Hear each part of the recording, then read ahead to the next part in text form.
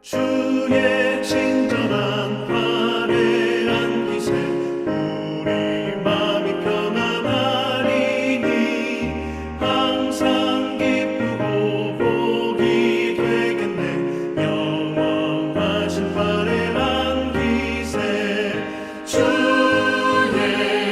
발에 그 크신 화려한 기세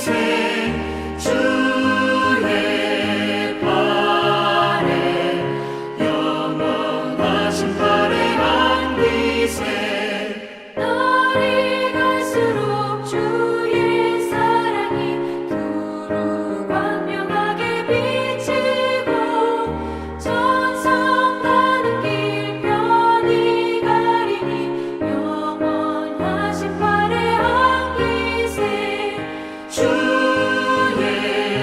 발에 그 크신 화려한 기세 주의 발에 영원하신 화려한 기세. 오늘은 2월 24일 수요일 새벽입니다. 우리는 지금 사순절 기간을 보내고 있습니다. 나름대로 개인별로 십자가를 묵상하며 십자가에 달리신 예수님 기억하고 그 은혜와 첫사랑을 회복하는 경건의 시간을 잘 보내고 계신지요.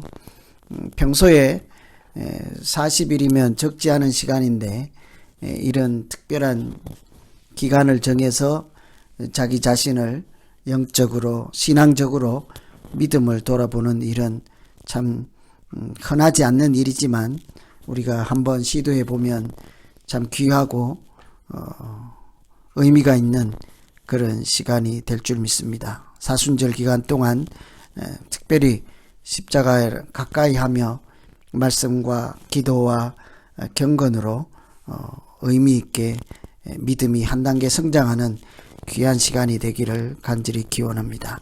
오늘 새벽은 마가복음 3장 7절에서 19절 말씀으로 기도하겠습니다. 마가복음 3장 7절에서 19절 말씀입니다. 다 같이 하나님 말씀 봉독하겠습니다. 예수께서 제자들과 함께 바다로 물러가시니 갈릴리에서 큰 무리가 쫓으며 유대와 예루살렘과 이두메와 요단강 건너편과 또 두로와 시돈 근처에서 허다한 무리가 그의 하신 큰 일을 듣고 나아오는지라. 예수께서 무리에 에워싸 미는 것을 면키 위하여 작은 배를 등대하도록 제자들에게 명하셨으니 이는 많은 사람을 고치셨으므로 병에 고생하는 자들이 예수를 만지고자 하여 핍근히 함이더라. 더러운 귀신들도 어느 때든지 예수를 보면 그 앞에 엎드려 부르짖어 가로되 당신은 하나님의 아들이니이다 하니 예수께서 자기를 나타내지 말라고 많이 경계하시니라. 또 산에 오르사 자기의 원하는 자들을 부르시니 나아온지라. 이에 12를 세우셨으니 이는 자기와 함께 있게 하시고 또 보내사 전도도 하며 귀신을 내어 쫓는 권세도 있게 하려 하심이러라. 이 12를 세우셨으니 시몬에게는 베드로란 이름을 더하셨고 또 세베대의 아들 야고보와 야고보의 형제 요한이니 이 둘에게는 보아너게 곧 우르의 아들이란 이름을 더하셨으며 또 안드레와 빌립과 바돌로메와 마테와 도마와 알페오의 아들 야고보와 및 타데오와 가나안인 시몬이며 또 가룟 유다니 이는 예수를 판 자러라. 오늘 이 말씀은 많은 무리가 예수님께 나올 때 예수님께서 어떻게 하셨는지 하는 내용과 그리고 제자들을 세우는 장면입니다. 무리를 대하는 장면, 제자들을 세우는 장면이라고 할 수 있죠. 그래서 무리와 제자 이렇게 두 다른 그룹의 사람들을 연결해서 그들 가운데서 예수님께서 어떤 분이신지를 발견하고 그 예수님 따라가는 그런 날이 되면 되겠습니다. 앞에서 바리새인과 서기관들이 예수님을 어떻게 죽일까, 이렇게 안식일을 어긴다, 율법을 지키지 않는다 해서 안식일에 밀리삭도 먹고 병도 고친다고 해서 죽이려고 하였습니다. 그런데 또 다른 한편에서는 많은 사람들이 예수님을 따라왔습니다. 예수님의 이름 소문을 듣고 병을 고쳐준다는 이야기를 듣고 멀리서 이곳저곳 사방에서 갈릴리, 유대, 예루살렘, 이두메, 요단, 두로, 시돈이니까 원근 각처 사방에서 무리가 왔지요. 이렇게 에워쌀 때 예수님께서 그 무리들을 어떻게 하셨는지 먼저 한번 살펴보겠습니다. 그 무리들 가운데 예수님 생각해 보면 예수님은 사람들의 뜻을 부합하지 않고 이루는 일에 집중하지 않고 항상 하나님의 뜻을 이루고자 한다 하는 그런 인상을 받을 수가 있습니다. 제가 이 무리들 가운데 예수님이 어떤 분일까 여러 차례 본문 말씀을 되풀이했고 읽고 해보았습니다만 드는 생각은 예수님은 사람이 아니라 하나님이 먼저시다 하는 생각이 들고요. 사람들의 요청, 나 병 고쳐주세요 하는 거기에만 빠져 있지 않고 항상 하나님께서 보내신 목적 잊지 않고 그 사람들에게 병 고쳐주는 자체가 아니라 그들이 하나님께 영광을 돌리게 하는 일, 그들이 하나님을 알고 영생을 구원을 얻게 하는 일, 이런 데에 집중하고 있다 하는 것을 볼 수가 있었습니다. 오늘 말씀 중에 특이한 것은 사람들이 와서 무리가 에워쌀 때 예수님께서 병든 사람들이잖아요. 고침받기를 원해서 이렇게 멀리서 여기저기서 온 사람들이에요. 그러면 원래대로 한다면 예수님은 두말하지 않고 그들을 마땅히 고쳐주시는 분이시죠. 항상 무리를 보고 불쌍히 여겨 하는 것이 예수님의 특징 아닙니까? 저들을 불쌍히 여겨, 무리를 긍휼히 여겨, 이렇게 먹을 것을 주기도 하고 고치시죠. 그런데 오늘은 좀 색다른 장면입니다. 특이하죠. 그들을 에워싸는 그들을 피하려고 하죠. 불쌍히 여기지 않아서가 아닐 것입니다.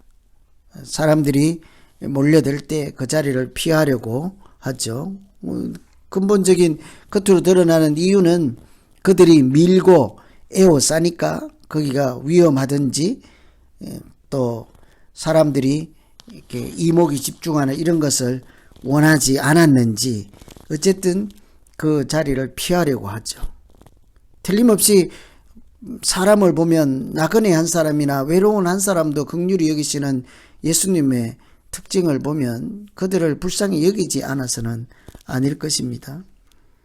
또 그 뒤에 보면 그들이 병 고침 소식을 듣고 어찌하면 고칠까 하여 예수님을 만지고자 하여 왔다, 이렇게 설명하고 있는 것을 볼 수가 있죠. 고치시는가, 이렇게 어떻게 고쳐주실까, 혹시 고침을 받을까 하고 병으로 고생하던 사람들이 예수님을 만지고자 몰려왔기 때문이라, 이렇게 피하는 이유를 설명하고 있어요. 또 하나 그 본문에 나오는 특징은 귀신 들린 사람이 아니라 귀신이 예수님을 보고 알아보죠. 그 앞에 엎드려 부르짖어 당신은 하나님의 아들입니다, 이렇게 하잖아요. 그런데 그때도 마땅히 뭐라고 해야 되겠습니까? 맞다, 네 말이 맞다, 나는 하나님의 아들이다, 이렇게 해야 되는데요. 그렇지 않고 드러내지 말라. 많은 무리들 가운데 예수님 자신이 드러나는 것도 원치 않고 또 귀신을 통하여 하나님의 아들이심이 드러나는 것도 원하지 않습니다. 단순히 병만 고치고 하나님을 알지 못하는 그런 무리들, 마치 누가복음 17장에 있는 나병 환자들을 고쳤을 때 9은 다 가고 한 사람만 하나님께 영광을 돌리죠. 병 고침을 받은 것 때문에 한 사람만 영광을 돌리니 그 사람의 믿음을 보고 네가 영생을 얻었노라 하지 않았습니까? 이게 무리들은 다 흩어져 버린 9명처럼 예수님을 만지고자 병 고치고자 하는 사람들, 그 수준에 있는 사람들이죠. 그래서 예수님이 그들로 한가운데서 또 추앙을 받거나 또 그들의 욕구를 채우거나 또 귀신이 그렇게 할 때 네 말이 맞다 이렇게 하지 않고 피하고 그렇게 하지 말라 하는 것을 보면 항상 사람들의 요청이나 사람들의 필요, 그 채우는 자체를 급급하지 않고 하나님의 일을 먼저 생각하고 하나님께 영광을 돌리는 일을 염두에 두고 있음을 짐작해 볼 수 있습니다. 그래서 예수님께서는 이렇게 얘기를 하죠. 나의 양식은 나를 보내신 이의 뜻을 행하며 그의 일을 온전히 이루는 것이다. 무리들이 아무리 많이 와도 그들 가운데 있어 이렇게 왕노릇하지 않습니다. 그들 가운데서 이렇게 대단한 사람으로 드러나지 않습니다. 드러나려고도 하지 않습니다. 귀신들이 와서 하나님의 아들이라고 해도 조용하라고 합니다. 자기 자신에게 집중하고 자기 영광을 드러내는 그런 분이 아니고 하나님의 영광을 추구할 뿐만 아니라 단순히 병 고치는 막연한 무리들, 그 사람들의 욕구 자체, 필요 자체를 채우는 것에 끝나지 않고 하나님의 일을 완수하시고 하나님께 영광을 돌리는 일이 항상 먼저이신 분임을 우리가 짐작할 수 있죠. 그래서 오늘 무리 가운데 무리를 어떻게 대하시는지 예수님을 통해서 우리도 하나님, 내 관심이 사람의 인간적인 관심으로 주님 따르지 않게 하시고 하나님의 뜻을 이루는 것이 항상 먼저 된 마음으로 예수님 따라가는 사람 되게 하시고 병 고치는 것으로 끝나지 않고 마치 내 욕구가 채워지면 다 흩어지는 그런 사람들이 아니라 병 고침 그 너머에 계신 하나님을 볼 수 있는 영적인 눈이 열려지게 하시고 믿음으로 예수님 앞에 나아가게 하여 주시옵소서. 내가 달성하고자 하는 목적 때문에 만지는 그것으로 끝나지 않고 주님께 앞에 무릎 꿇고 하나님께 영광을 돌리고 감사와 찬송할 수 있는 믿음 있는 사람 되게 해 주십시오. 이렇게 기도하면 좋겠습니다. 두 번째, 그 다음 본문은 이 무리들과 대조되는 제자들을 부르는 장면이 있죠. 그런 생각이 들었습니다. 아니 12명이 필요하면 많은 무리들이 따를 때 그 중에 12를 뽑으면 될 것 아닙니까? 그런데 여기 보면 예수님은 산에 오르사 자기가 원하는 사람을 부르시고 해요. 이 부분이 참 시사하는 바가 많은 내용이죠. 예수님이 원하시는 자들을 부르시고 12제자로 세웠다. 예수님이 택하시고 예수님이 정하시고 예수님이 세우시고 그들을 통해서 예수님께서 하시는 하나님께 영광을 돌리는 일, 복음을 전하고 영생을 선포하는 일, 하나님 나라를 세우는 일들을 그 사람들을 통해서 이루고자 하는 것을 볼 수 있죠. 그 제자들은 앞에 무리와 달리 함께 있게 하시고 해요. 아까는 그들을 피하였잖아요.